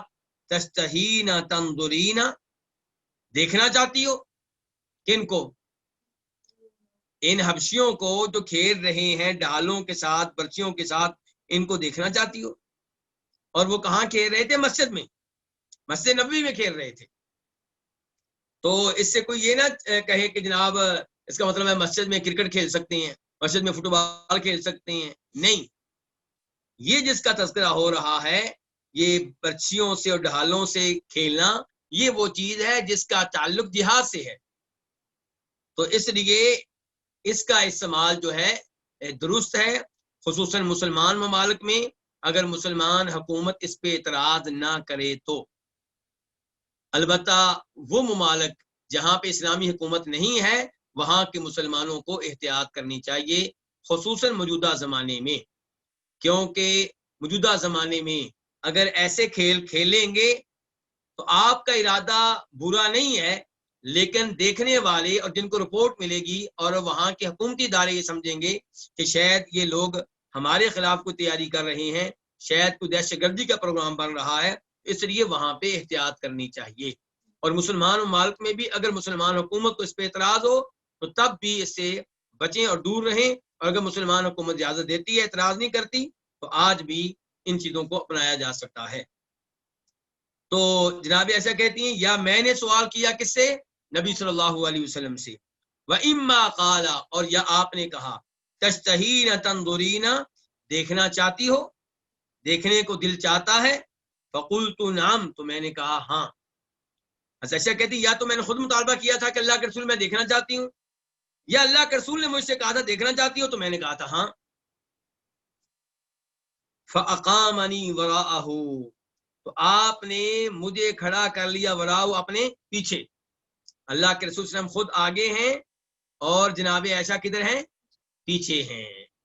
تو بیوی مردوں، جہاں دوسرے مرد ہوں وہاں پہ بیوی خامن کے پیچھے ہی اچھی لگتی ہے تاکہ پردے میں رہے، پردے کے باوجود اس کا جسم مرد نہ ہی دیکھیں تو اچھی بات ہے۔ فقامنی، تو آپ نے مجھے کھڑا کر لیا، وراؤ اپنے پیچھے، یہ نہیں کہا کہ تم میرے آگے کھڑی ہو جاؤ تاکہ تم اچھی طرح دیکھتی رہو۔ آپ نے مجھے اپنے پیچھے کھڑا کر لیا، خدی علی خدی، اس حال میں کہ میرا رخسار آپ کے رخسار پہ تھا، یعنی کہ میرا رخسار آپ کے رخسار کو لگ رہا تھا، اتنے میں آپ کے سہارا لے کے کھڑی تھی اور آپ کے ساتھ بالکل کھڑی تھی۔ وَهُوَ يَقُولُ، جبکہ آپ کہہ رہے تھے، دونکم یا بنی ارفدہ، دونکم، اس کھیل کو اپناتے رہو، یہ کھیل کھیلتے رہو۔ دونکم، آپ ترغیب دے رہے ہیں کن کو؟ حبشیوں کو۔ دونکم کا لفظ بول کے آپ ان کو ترغیب دے رہے ہیں، ابھی جیسے ہم آج کل کہیں شاباش شاباش، اچھی بات اچھی بات ہے، اس انداز سے یہ الفاظ ہیں کہ دونکم، اپنا کام جاری رکھو، یہ کھیل کھیلتے رہو، یا بنی ارفدہ، اے ارفدہ کے بیٹو۔ ارفدہ اس کے بارے میں کہا جاتا ہے یہ حبشیوں کا کوئی بڑا گزرا ہے، تو ارفدہ کے بیٹو یعنی کہ ارفدہ کی نسل سے تعلق رکھنے والوں، تم یہ کھیل کھیلتے رہو اور کھیلو، لگے رہو۔ حتی اذا مللتو، یہاں تک کہ جب میں اکتا گئی، قال، آپ نے کہا، حسبک، تمہارے لیے اتنا کافی ہے؟ قلت، میں نے کہا، نعم، جی ہاں۔ قال فاذهبی، تو آپ نے کہا پھر تم چلی جاؤ، ان کے پیچھے گھر میں، کیونکہ یہ سارا کام جو ہوا ہے یہ جناب عائشہ کے حجرے کے دروازے پہ ہوا ہے، نبی علیہ السلام دروازے میں کھڑے ہیں اور جناب عائشہ پیچھے کھڑی ہیں اور اللہ کے رسول آگے ہیں، اور ایک اور حدیث میں آگے آئے گا کہ آپ نے چادر سے جناب عائشہ کو پردے میں کیا ہوا تھا، کہ جناب عائشہ کو دیکھنا کسی کے لیے ممکن نہیں تھا۔ جناب عائشہ دیکھ رہی تھی ان حبشیوں کو، لیکن حبشیوں کے لیے کسی اور کے لیے جناب عائشہ کو دیکھنا ممکن نہیں تھا۔ یہاں پہ اب ایک تو مسئلہ یہ ہوا کہ عید کے دن کھیلنا یہ جائز ہے، آج کے لڑکے آج کے کھیل مسجد سے باہر کرکٹ وغیرہ فٹ بال کھیل سکتے ہیں، لیکن کرکٹ اور فٹ بال کھیلتے ہوئے ایک ٹیم کا دوسری ٹیم کو دشمن سمجھنا، وہ بھی مسلمان یہ بھی مسلمان، یہ جائز نہیں ہے۔ آپ کے ذہن میں ہونا چاہیے کھیل ہے اور ایک وقت گزار رہے ہیں، عید کا دن، خوشی کا دن، اور وہ بھی ہمارے بھائی یہ بھی ہمارے بھائی، ان کو دشمن سمجھ لینا یہ جائز نہیں ہے۔ اور کھیل وغیرہ میں ایک دوسرے کو برا بھلا کہنا، گالیاں دینا، لڑائی جھگڑا کرنا یہ درست نہیں ہے۔ اور کھیلتے کھیلتے حرام کاموں کا ارتکاب کرنا، شراب پینی شروع کر دینا، سگریٹ پینی شروع کر دینا، یا نمازوں کو ضائع کرنا، واجبات کو ضائع کرنا، والد صاحب بلا رہے ہیں ان کی بات نہ ماننا، ماں بلا رہی ان کی بات نہ ماننا، یہ جائز نہیں ہے۔ اور اس حدیث سے بھی پتا چلا کہ نبی علیہ السلام اپنی بیویوں کا کتنا خیال رکھتے تھے۔ تو آپ اپنی بیویوں کو عزت دینے والے تھے، اسلام نے عورت کو عزت دی ہے۔ نبی علیہ السلام اپنی بیویوں کو حقیر نہیں جانتے تھے، حقیر جانتے ہوتے تو آگے لے کر نہ آتے۔ جناب عائشہ کا آپ نے کتنا خیال رکھا ہے۔ اور پھر اس کے بعد یہ مسئلہ کہ کیا عورت غیر مردوں کو دیکھ سکتی ہے؟ مرد عورتوں کو دیکھ سکتے ہیں، مرد غیر عورتوں کو نہیں دیکھ سکتے۔ اسی لیے عورتوں کو کیا حکم دیا گیا؟ پردہ کریں، نقاب کریں، چادریں لیں، برقع پہنیں۔ لیکن کیا عورت مردوں کو دیکھ سکتی ہے؟ جی ہاں، عورت مردوں کو دیکھ سکتی ہے، لیکن نہیں بولنا، لیکن کسی مرد کو شہوت سے دیکھنا، اس کو دیکھتے ہوئے مزہ لے رہی ہے، اس کے اوپر اس کا دل آ رہا ہے، اس سے اس کو محبت ہو رہی ہے، بڑے پیار سے اس کو دیکھ رہی ہے، اگر یہ معاملہ ہو رہا ہے تو پھر دیکھنے کی اجازت نہیں۔ عورتیں مردوں کو دیکھیں، اس معاملے میں کچھ نرمی ہے جب تک فتنے کا اندیشہ نہ ہو، فساد کا اندیشہ نہ ہو، شہوت نہ ہو، اور اس میں لذت نہ ہو، اور وہ مرد اس عورت کے دل میں اتر نہ رہا۔ تو اب آپ اندازہ کریں کہ کیا عورتوں کے لیے فلم اور ڈرامے دیکھنا جائز ہے؟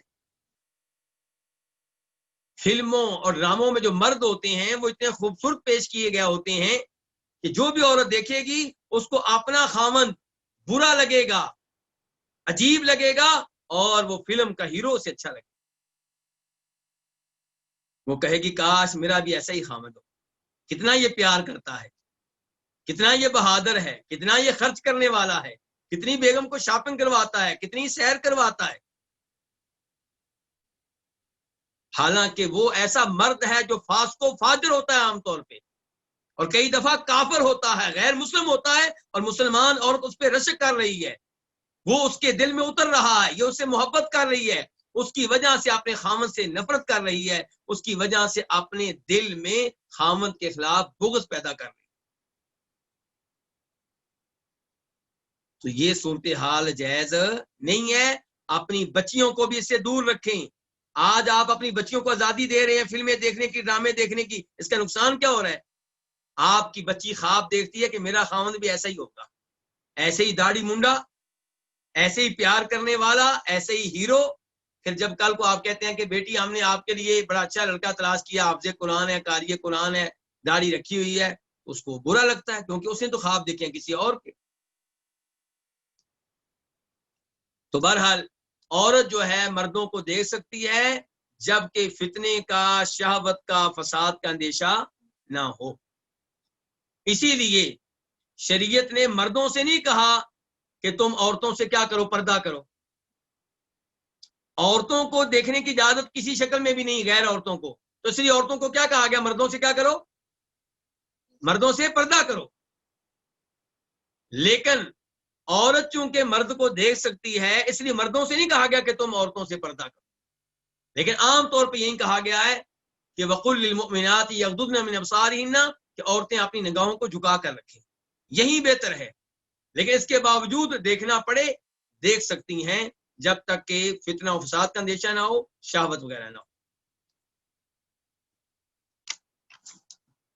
مثال کے طور پہ آپ کے گھر میں کوئی مہمان آیا ہے اور آپ سمجھتی ہیں کہ آپ کو اس سے کوئی دلچسپی نہیں ہے، لیکن اگر آپ نے ادھر 2-3 دفعہ نگاہ اٹھائی تو آپ کا خاوند آپ پہ شک کرے گا، تو کیا ضرورت ہے آپ کو دیکھنے کی؟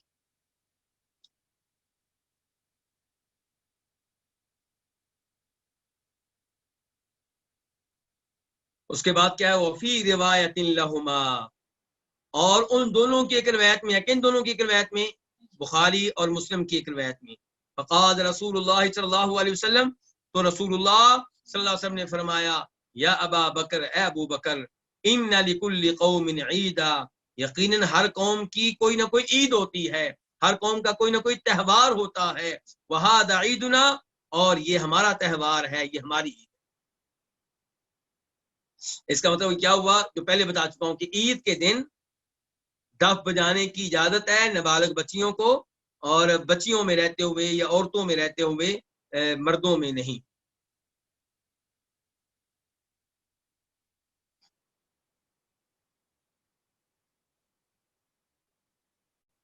اس کے بعد حدیث نمبر 566 حدیث ہے 566 قاف، اس حدیث کے بیان کرنے پہ اتفاق ہے امام بخاری کا اور امام مسلم کا۔ عن عائشہ رضی اللہ عنہا قالت، جناب عائشہ سے روایت ہے، وہ کہتی ہیں رأیت النبی صلی اللہ علیہ وسلم، کہ میں نے نبی صلی اللہ علیہ وسلم کو دیکھا، یسترنی بردائہ، کہ آپ مجھے پردے میں رکھے ہوئے ہیں، بردائی، اپنی چادر کے ساتھ۔ یہ وہی جو گزشتہ حدیث ہم نے پڑھی حبشیوں والی، گزشتہ حدیث میں 2 حدیثیں تھیں، ان میں سے آخری حدیث کا تعلق تھا حبشیوں کے کھیل سے، تو اسی کو اس حدیث میں وہ بیان کر رہی ہیں کہ میں نے نبی علیہ السلام کو دیکھا کہ یسرونی بردائی، کہ آپ مجھے پردے میں کر رہے ہیں اپنی چادر کے ساتھ۔ ردا اس چادر کو کہتے ہیں جو قمیض کی جگہ پہ لی جاتی ہے، اور ازار اس چادر کو کہتے ہیں جو شلوار کی جگہ پہ پہنتے ہیں، نیچے پہنتے ہیں۔ تو آپ کو جو اوپر کی چادر تھی اس کے ذریعے آپ مجھے پردے میں کر رہے تھے۔ وَأَنَا أَنظُرُ إِلَى الْحَبَشَةِ، اس حال میں کہ میں دیکھ رہی تھی حبشیوں کی طرف، يَلْعَبُونَ فِي الْمَسْجِدِ، وہ کھیل رہے تھے کہاں؟ مسجد میں۔ کس کے ساتھ کھیل رہے تھے؟ اپنی بچیوں کے ساتھ اور ڈھالوں کے ساتھ۔ حَتَّى أَكُونَ أَنَا الَّتِي أَسْأَمُ، یہاں تک کہ میں ہوتی تھی وہ کہ میں اکتا جاتی تھی، یعنی کہ میں ان کا کھیل دیکھتے دیکھتے تھک جاتی، اکتا جاتی۔ اللہ کے رسول اسلام نہیں کہتے تھے کہ ایسا بس کرو اب چلی بھی جاؤ، اللہ کے رسول کچھ نہیں کہتے تھے، میں تھک جاتی، اکتا جاتی تھی، اللہ کے رسول اسلام مجھے اس معاملے میں ڈانٹتے نہیں تھے۔ کہتی ہیں فَقْدُرُوا قدر الجاریۃ الحدیثۃ السن الحریصۃ علی اللہو، فقدروا، تم اندازہ کر لو، قدر الجاریہ، اس لونڈی، اس بچی کی حالت کا، تم اندازہ کر لو اس بچی کی حالت کا، الحدیثۃ السن، جو نو عمر ہو، الحریصۃ اللہو، جسے کھیل تماشے کا شوق ہو۔ یعنی کہ کہنا چاہتی ہیں کہ میری عمر میں جو بچی ہوگی اس کو کتنا شوق ہوتا ہے کھیل تماشے کا، تو کھیل تماشے کا ظاہر ہے وہ یہ چیز دیکھنے کا مجھے بھی شوق تھا۔ تو تم اندازہ کر سکتے ہو کہ میں کتنی دیر کھڑی رہی ہوں گی اور کتنی دیر اللہ کے رسول السلام نے مجھے دیکھنے کا موقع دیا ہوگا، کیونکہ میں بوڑھی تو نہیں تھی کہ میں 1 منٹ کے بعد کہتی بس میں جانا چاہتی ہوں۔ میں تو نو عمر تھی، جسم میں طاقت بھی تھی، کھڑی ہو سکتی تھی، اور شوق بھی ہوتا ہے اس عمر میں دیکھنے کا ایسا کھیل تماشا۔ تو تم اندازہ کر سکتے ہو اس نوجوان، اس لڑکی کی حالت کا جو نو عمر ہو اور جسے کھیل تماشا دیکھنے کا شوق۔ یعنی کہ اس سے تم اندازہ لگا سکتے ہو کہ کتنی دیر میں کھڑی رہی ہوں گی اور کب میں پیچھے ہٹی ہوں گی۔ تو یہ اسی حدیث کی وضاحت ہے جو پہلے گزر چکی ہے، اور یہاں پہ پھر پردے کا تذکرہ آیا ہے کہ نبی علیہ السلام نے جناب عائشہ کو پردے میں رکھا ہوا تھا، آنکھوں سے تو دیکھ رہی تھی لیکن باقی آپ نے ان کو کیا کیا ہوا تھا؟ پردے میں رکھا ہوا تھا۔ اور یہ بھی یہاں پہ وضاحت آ گئی کہ حبشی کہاں کہہ رہے تھے؟ مسجد میں۔ پچھلی حدیث میں مسجد کا لفظ نہیں آیا تھا، یہاں پہ آ گیا ہے، اور پچھلی حدیث میں آیا تھا سودان، کالے، اور یہاں پہ باقاعدہ آ گیا حبشی۔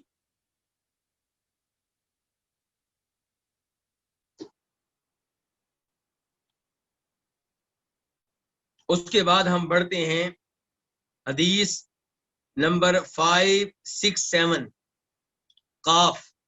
اس حدیث کو اپنی کتب میں جگہ دینے والے کون ہیں؟ امام بخاری اور امام مسلم۔ عن ابی ہریرہ رضی اللہ عنہ قال، بین الحبشۃ یلعبون عند النبی صلی اللہ علیہ وسلم بحرابہم داخل عمر. جناب ابو ہریرہ رضی اللہ تعالیٰ سے روایت ہے، وہ کہتے ہیں جب کہ حبشی کھیل رہے تھے نبی صلی اللہ علیہ وسلم کے پاس بحرابہم اپنی برچھیوں کے ساتھ، تو تب کیا ہوا؟ داخل عمر، عمر داخل ہوئے، عمر آئے. فاہوا الی الحصا، تو انہوں نے قصد کیا کنکریوں کا، ان کنکریاں پکڑی، انہوں نے قصد کیا، ارادہ کیا کس کا؟ کنکریوں کا. فحسبہم بہا، تو یہ ان کو مارا ان کنکریوں کے ساتھ، ان پہ کنکریاں ماری ہو، تم مسجد میں کیا کام کر رہے ہو؟ فقال، تو آپ نے کہا دعہم یا عمر، اے عمر ان کی حالت پہ چھوڑ دو. یعنی کہ جناب عمر فاروق ناراض ہوئے کہ مسجد میں کیا کام کر رہے ہیں. جناب عمر فاروق آئے اور آتے ہی ان کے اوپر کنکریاں ماری. تو نبی علیہ الصلوۃ والسلام نے جناب عمر فاروق کو روکا کہ ان کو اس انداز سے کھیلنے دو. تو اس سے یہی پتا چلا کہ عید کے دن اس انداز سے کھیلنا جائز ہے اور مسجد میں بھی جائز ہے، جبکہ کھیل مناسب قسم کا ہو، غلط قسم کا نہ ہو. اور یہ کہ ایسے لوگوں کو عید کے دن کھیلنے سے ڈانٹنا نہیں چاہیے. عید کا دن ہے، خوشی کا دن ہے، کوئی بھی مسلمان کو ایسا کھیل کھیلے جو حرام نہ ہو اور جس کی وجہ سے حرام کام کا ارتکاب نہ ہوتا ہو، جس کی وجہ سے کوئی واجب ضائع نہ ہوتا ہو، تو انشاءاللہ اس میں کوئی حرج نہیں ہے. اس کے بعد باب نمبر 7، باب الاکل یوم الفطر قبل الخروج. عید الفطر کے دن الاکل، کوئی نہ کوئی چیز کھانا، قبل الخروج، نکلنے سے پہلے. کس کام کے لیے نکلنے سے پہلے؟ عید کی نماز پڑھنے کے لیے نکلنے سے پہلے عید الفطر، عید الاضحیٰ نہیں، یہاں پہ ایک عید کا تذکرہ ہے. عید الفطر کے دن کھانا، یعنی کہ نبی علیہ الصلوۃ والسلام کی سنت ہے کہ آپ عید الفطر کے موقع پہ نماز عید سے پہلے گھر میں کچھ کھاتے تھے، پھر عید میں پہنچتے تھے. اور علماء کرام نے اس کی حکمت لکھی ہے کہ عید الفطر سے پہلے کیا ہوتا ہے؟ رمضان. اور رمضان میں لوگ فجر کے بعد کچھ کھاتے ہیں؟ نہیں کھاتے. اگر عید الفطر کے دن بھی فجر کے بعد کچھ نہیں کھائیں گے تو یہ تو ایسے لگے گا جیسے روزہ ہے. تو آپ اس دن فجر کے بعد کوئی نہ کوئی چیز کھاتے، پھر عید کی نماز کے لیے آتے. تو حدیث کون سی ہے؟ 568 خا. اس حدیث کو بیان کرنے والے امام کون ہے؟ امام بخاری. عن انس قال، جناب انس بن مالک رضی اللہ عنہ سے روایت ہے، وہ کہتے ہیں کان رسول اللہ صلی اللہ علیہ وسلم لا یغدو یوم الفطر حتی یأکل تمرات، کہ رسول اللہ صلی اللہ علیہ وسلم لا یغدو، نہیں جاتے تھے، یوم الفطری، عید الفطر کے دن، حتی یأکل تمرات، یہاں تک کہ آپ چند کھجوریں کھا لیتے. تو آپ کیا کھاتے تھے؟ چند کھجوریں. تو اگر کھجوریں میسر ہیں عید کے دن تو وہ کھا لیں، اگر وہ میسر نہیں ہے تو پھر کوئی اور چیز کھا لیں. وقال انس، اور جناب انس کہتے ہیں عن النبی صلی اللہ علیہ وسلم، جناب نبی علیہ الصلوۃ والسلام سے روایت کرتے ہوئے کہ وَيَأْكُلُهُنَّ وِتْرًا، آپ یہ کھجوریں کھاتے تھے کتنی؟ وطرن، طاق عدد میں، طاق عدد میں، یا آپ ایک کھاتے یا 3 کھاتے یا 5 کھاتے یا 7 کھاتے، طاق عدد میں کھاتے تھے. کیونکہ حدیث میں آتا ہے ان اللہ وطر یحب الوطر، اللہ رب العزت ایک ہیں، ان کے دو نہیں ہیں، ایک ہیں، اور اللہ تعالیٰ اسی لیے طاق عدد کو پسند کرتے ہیں. تو نبی علیہ الصلوۃ والسلام نے بھی طاق عدد کو بہت سے امور میں اختیار کیا ہے. آپ بھی طاق عدد کو پسند کیا کرتے تھے. تو آپ کھجوریں پھر کھاتے کتنی کھاتے تھے؟ طاق عدد میں کھاتے تھے. اس کے بعد باب نمبر 8، باب مخالفت الطریق یوم العید، عید کے دن راستہ تبدیل کرنا. عید کے دن کیا کرنا؟ راستہ تبدیل کرنا، یعنی کہ آپ ایک راستے سے جائیں تو دوسرے راستے سے کیا کریں؟ واپس آئیں، مطلب راستہ تبدیل کر کے جائیں. اور اس میں حکمت کیا ہے؟ علماء کرام نے اس کی بہت ساری حکمتیں ذکر کی ہیں.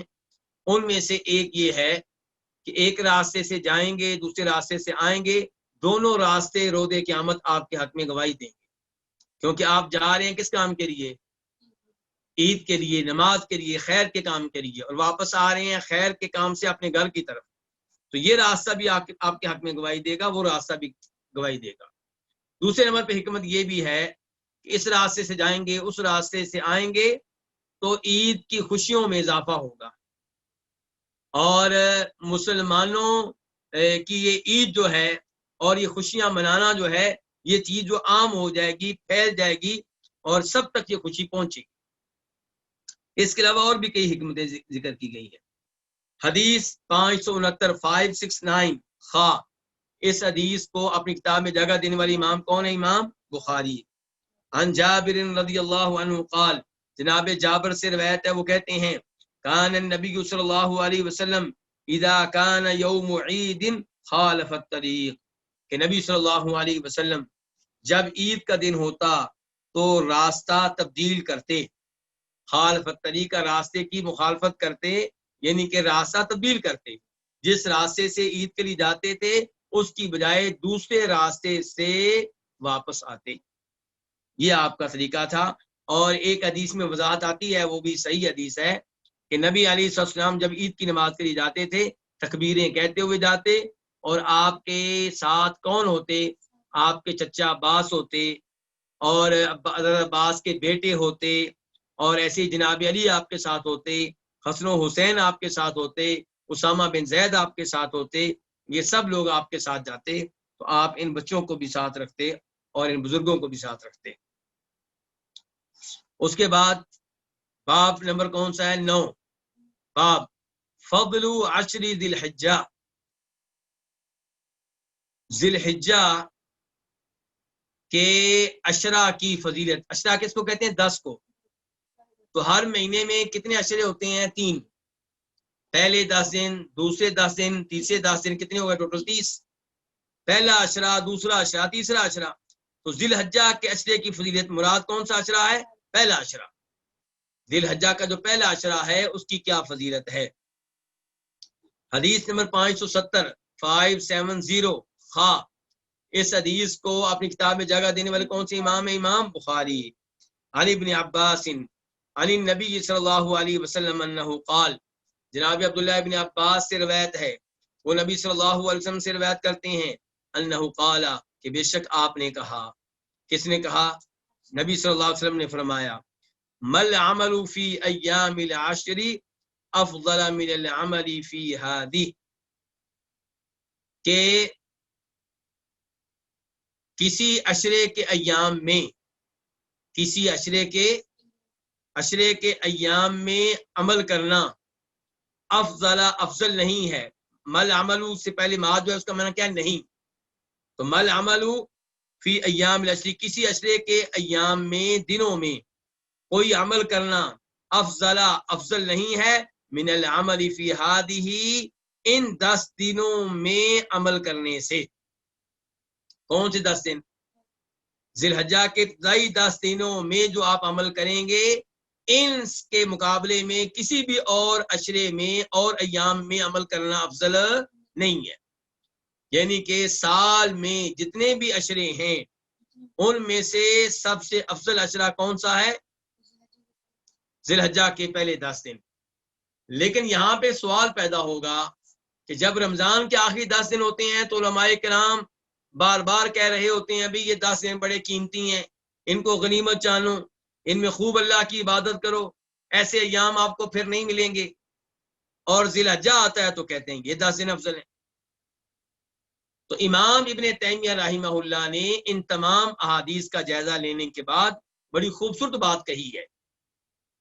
وہ کہتے ہیں کہ اگر آپ دنوں کی طرف آئیں گے تو ذی الحجہ کے ابتدائی 10 دن سال کے تمام 10 دنوں سے کیا ہے؟ افضل ہے۔ اور اگر آپ راتوں کی طرف آئیں گے تو رمضان کی آخری 10 راتیں سال کی تمام راتوں سے افضل ہیں، کیونکہ ان راتوں میں سے ایک رات کون سی ہے؟ شب قدر، لیلۃ القدر، جس کے بارے میں اللہ تعالیٰ کیا کہتے ہیں کہ لیلۃ القدر خیر من الف شہر، کہ شب قدر جو ہے وہ 1000 مہینوں سے افضل ہے۔ لیکن اگر آپ دنوں کی طرف آئیں گے تو ذی الحجہ کے دن جو ہے رمضان کے تمام دنوں سے بھی افضل ہیں، پورے سال کے دنوں سے افضل ہیں۔ راتوں کی طرف آئیں گے تو رمضان کی آخری 10 راتیں وہ سال کی تمام راتوں سے افضل ہیں۔ اور یہاں پہ ایک اور بات بھی آپ کے علم میں اضافے کے لیے کہنا چاہوں گا کہ 7 دنوں میں سے افضل دن کون سا ہے؟ جمعہ کا دن۔ لیکن پورے یعنی کہ ان 7 دنوں میں سے افضل دن کون سا؟ جمعہ کا دن، ہفتے کے دنوں میں سے۔ لیکن پورے سال کے دنوں میں سے کون سا دن سب سے افضل ہے؟ تو اس بارے میں صحیح بات یہ ہے کہ قربانی کا دن 10 تاریخ ذی الحجہ کی قربانی کا دن جو ہے یہ سال کے تمام دنوں میں افضل ہے۔ سال کے تمام دنوں میں سے افضل کون سا دن ہے؟ قربانی کا دن۔ بلکہ ایک حدیث میں صاف صاف کہا ہے نبی علیہ السلام نے کہ یہ دن جو ہے تمام دنوں میں افضل ہے، تمام دنوں کا سردار ہے۔ اور ویسے بھی یہ اس کو یوم الحج الاکبر کہا گیا، حج کا خاص دن کہا گیا ہے۔ اور اسی دن بہت سے نیک کام ہوتے ہیں، جانور ذبح ہوتے ہیں، حج میں بھی اور حج کے علاوہ بھی۔ اس دن حج کا طواف ہوتا ہے، اس دن حج کی صفا مروہ کی صحیح ہوتی ہے، اس دن کنکریاں ماری جاتی ہیں، اس دن تکبیریں کہی جاتی ہیں، اس دن نماز عید پڑھی جاتی ہے۔ تو یہ سارے کام ہوتے ہیں۔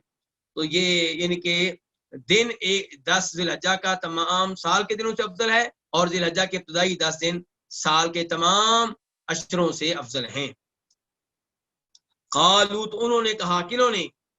صحابہ کرام نے، ولل جہاد، اور نہ جہاد، یعنی کہ اللہ کے رسول کہہ رہے ہیں نا کہ ان 10 دن کسی بھی اشرے کے دنوں میں کوئی عمل افضل نہیں ہے ان 10 دنوں کے عمل سے۔ انہوں نے کہا کہ جہاد بھی نہیں، یعنی کہ دیگر ایام میں اگر جہاد جیسا عظیم عمل ہو تو وہ بھی افضل نہیں ہے۔ قال، آپ نے کہا ولل جہاد، اور جہاد بھی افضل نہیں ہے ان 10 دنوں کے اعمال سے، الا رجل، سوائے اس آدمی کے، خرجا، جو نکلا، یخاطر بنفسی و مالہ، اپنی جان اور اپنے مال کو خطرے میں ڈالتے ہوئے، فلم یرجع بشیء، تو کسی بھی چیز کے ساتھ واپس نہیں آیا۔ جہاد کے لیے نکلا، جان ہتھیلی پہ رکھ کر، مال اپنا لے کر، مال بھی لٹا دیا، جان بھی اللہ کو دے دی، کوئی بھی چیز واپس نہیں آئی، لاش واپس آئی۔ تو اس آدمی کا جہاد جو ہے وہ ذی الحجہ کے ابتدائی 10 دنوں میں ہو یا سال میں کبھی بھی ہو، یہ جہاد بہت افضل ہے۔ یہ عمل سب اعمال سے کیا ہے؟ افضل ہے۔ لیکن اس کے علاوہ جو ہے آپ فرما رہے ہیں کہ کسی بھی اشرے کے ایام میں کوئی عمل ان 10 دنوں کے عمل سے افضل نہیں ہے۔ انہوں نے کہا ولل جہاد، اور نہ ہی جہاد، آپ نے کہا اور نہ ہی جہاد، سوائے اس آدمی کے جو نکلا اپنے نفس، اپنی جان، اپنے مال کو خطرہ میں ڈالتے ہوئے، فلم یرجع بشیء، تو پھر وہ کسی بھی چیز کے ساتھ واپس نہیں آیا، مال بھی لٹا دیا، جان بھی قربان کر۔ اللہ رب العزت سے دعا ہے کہ اللہ تعالی ہمیں یہ احادیث صحیح معنوں میں سمجھنے کی توفیق دے اور ان پہ عمل پیرا ہونے کی توفیق دے، اور اللہ کرے کہ ہم اس کتاب کے ساتھ جڑے رہیں، احادیث کا یہ دورہ ہم مکمل کریں، اور کوشش کریں کہ کسی بھی درس میں ناغا نہ ہو۔ لیکن یہاں میں یہ اعلان کرنا چاہوں گا آخر میں کہ منگل کے دن یوم الثلاثاء، یعنی کہ آئندہ جو ہمارا درس ہوگا وہ کب ہوگا؟ منگل کے دن ہوگا۔ لیکن اس منگل کو یہ درس نہیں ہو سکے گا، میری کوئی مصروفیت ہے، اور میں نے وقت پہ اس لیے بتا دیا ہے تاکہ آپ میں سے جس نے کوئی اپنا پروگرام بنانا ہے، کسی سے ملنا ہے، تو وہ ابھی سے اپنا یہ پروگرام طے کر لے، اور تاکہ آئندہ دروس میں پھر کوئی ناغا نہ ہو۔ تو منگل کے دن جو ہے یہ درس نہیں ہو سکے گا۔ آئندہ میری اور آپ کی ملاقات انشاءاللہ اللہ کے فضل و کرم سے جمعرات کے دن ہوگی، یوم الخمیس کو ہوگی۔ واللہ تعالی اعلم۔